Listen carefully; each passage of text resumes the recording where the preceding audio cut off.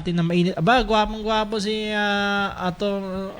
Attorney Vladimir Cabigaw dito. Dapat pala nag-coat and tie din tayo. Okay. Oy, good morning, Attorney Vladimir Cabigaw. Yes, good morning po. Did you hear me? Good morning po sa inyo. Hello? Good morning, paring Ruel. Hello. Yes, okay. Loud and clear na. Loud and clear. Hello? Loud and clear. Loud and clear. Okay. Good morning, Ricky and Ruel at sa mga nakikinig sa inyo. Okay, tayo napapakinggan worldwide by FB at YouTube at siyempre sa lahat ng mga digital boxes sa ABS-CBN Plus, TV Plus at sa GMA For The Box at siyempre sa radyo sa 8:10 AM. At saka sa Sky Cable 224. Ayan. So talagang worldwide tayo. Itong usapin na to talagang mainit din. Worldwide din to. Kasi may lumalabas sa attorney, no? Yung interim release na pinail ng abogado ng kampo nila Duterte. Allegedly dito nakarating dininay daw na Australia. Bakit sa tingin mo dininay? Okay. Dinila yan kasi may kaso siyang crime against humanity si former President Duterte. At sa ilalim ng Migration Act 1958 ng Australia, Section 501, Paragraph 6F, pwedeng i-cancel or i-refuse ang visa application kapag ang isang visa applicant or non-citizen merong indictment or may charge ng crime of genocide, crime against humanity, war crime involving torture or slavery, or crime that is otherwise of serious international concern. So, sa ilalim ng provision ng Migration Act na yun, 5016F, crime against humanity, hindi po pwedeng mabigyan ng visa si former President Duterte.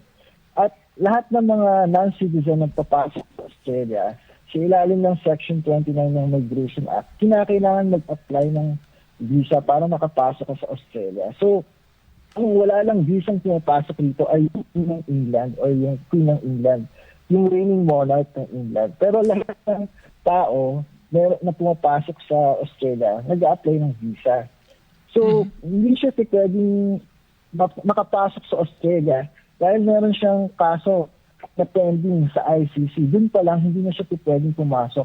So, how much more mabibigyan siya ng accommodation sa Australia para mamalagi dito, kamura dito habang inaantay niya yung kaso niya sa The Hague.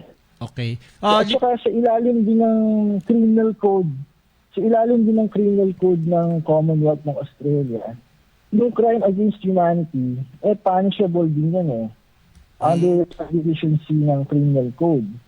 So, bibigyan ko kayo ng halimbawa, no? Okay.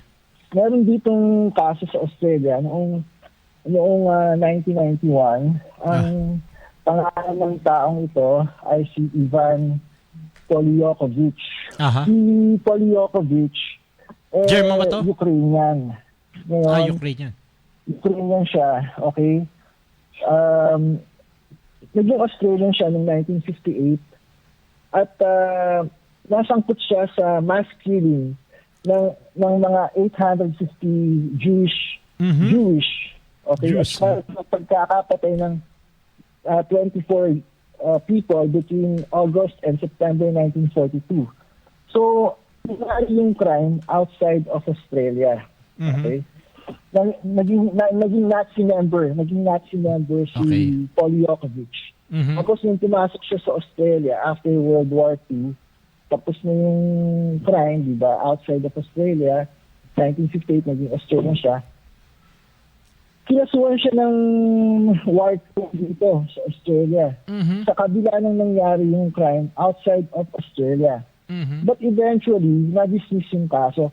Ang point ko lang dito, ang nangyari yung crime against humanity sa Philippines tungkol dito kay President Duterte. Okay, nangyari siya outside of Australia. So, kung papapasok dito, if ever makapasok siya, if ever mabigyan siya ng visa, pwede rin siyang i-prosecute eh. Dahil, crime nga dito. Crime nga dito yung crime nga dito yung under the criminal code, yung crime against humanity. So, sino ang lalabas na attorney? Pwede rin siyang i-prosecute. Sino ang magiging complainant bali dyan? Australian government? Ganun ba? Kasi party ang Australia sa Rome Statute eh. Okay. Yung nag-create ng International Criminal Court. Mhm.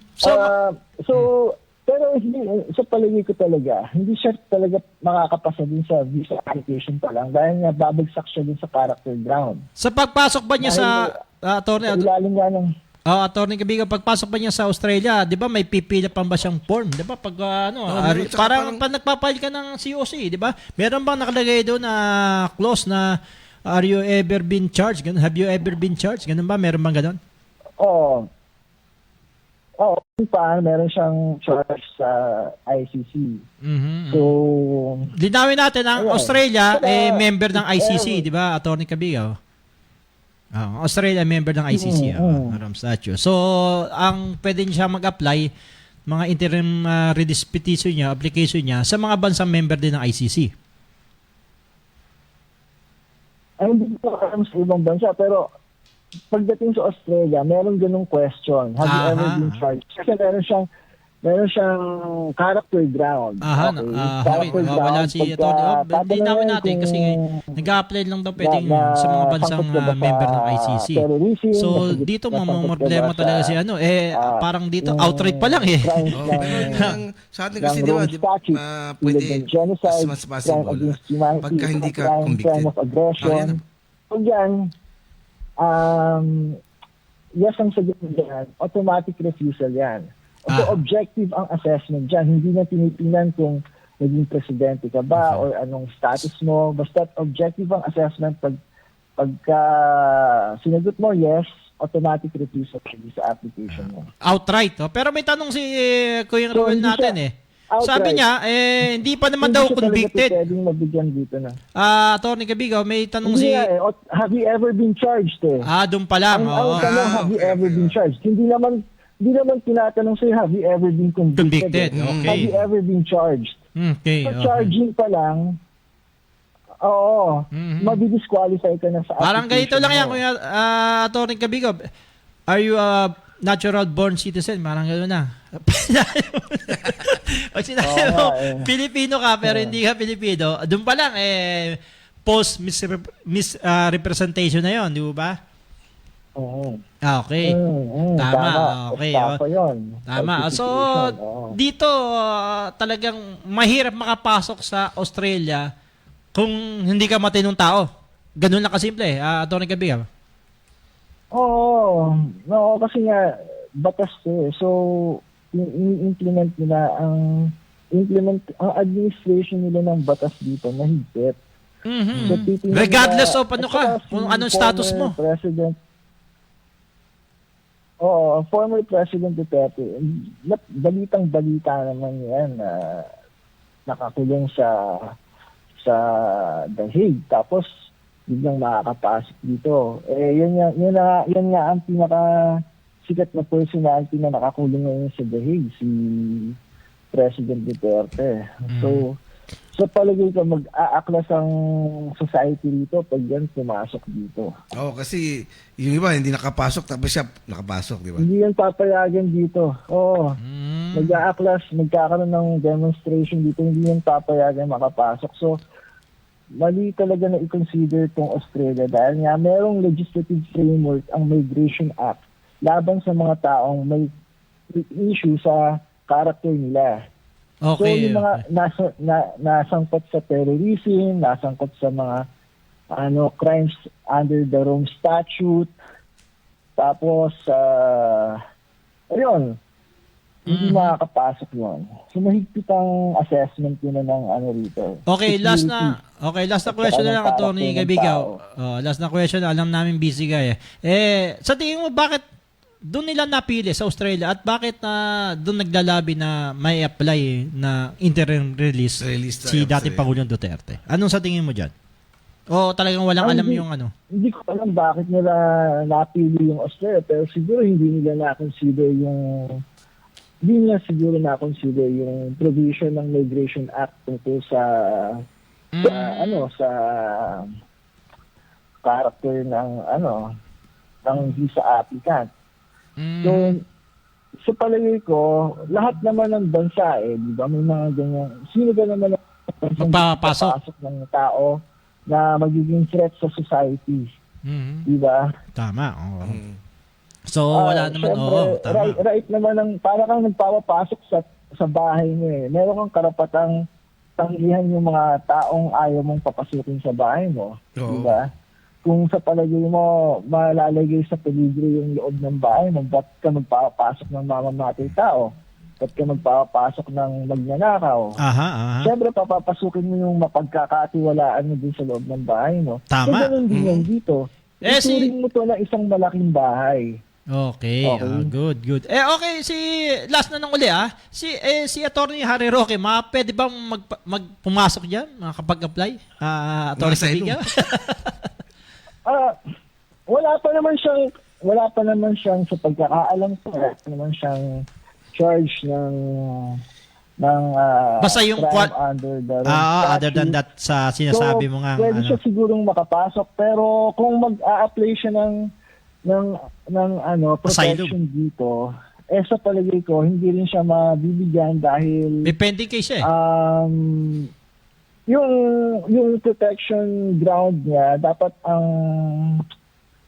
under the Refugee Convention, dapat ang ground mo ay persecution because of race, religion, nationality, holding of a political opinion, or membership in a particular social group. Kunyari, member ka ng gay community, pina-persecute ka, popular yan sa African mukhang hindi siya papasok countries. dito doon. Okay, tsaka sa ibang Middle East countries. So kung ang persecution mo based on that ground, pwede kang mag-apply ng protection visa, pero meron pa rin tinatawag kasi na relocation principle. Aha. So kung pwede kang mag-relocate sa ibang parte ng bansa mo na hindi ka namang mapapersecute, titingnan din yan. At saka titingnan din kung pwede kang protection na ng authorities ng bansa mo. So ang Philippines kasi, tinitingnan nila yung country report ng bawat bansa. Tinitingnan nila yung country report ng State Department ng Amerika. Meron din country report ang United Kingdom. Tinitingnan nila yung profile ng bawat bansa tungkol sa human rights violations. Aha. Ang Pilipinas naman, hindi naman ganun kasama ang human rights violations sa mga political dissent Wala namang Record. wala namang pinapapatay na mga hindi naman suppressive ang government ng Pilipinas.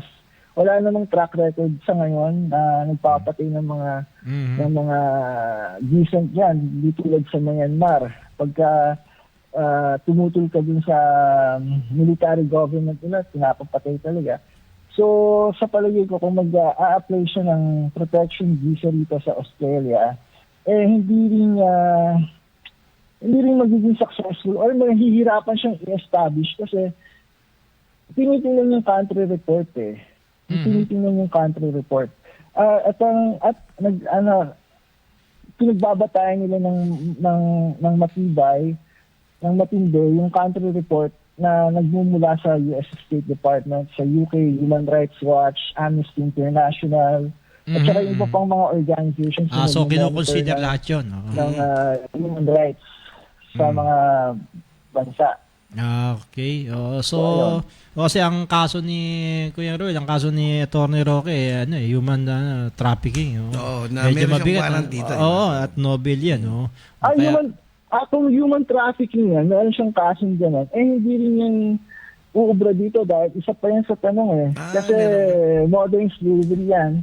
Ano yan? Transnational organized crime yan. So automatic din. Hindi siya makakapasok dyan. Mabigat na kaso yan. Paano siya Tama. So kung gano'n ang mga kaso ng mga taong nag-a-apply, automatically refused yan.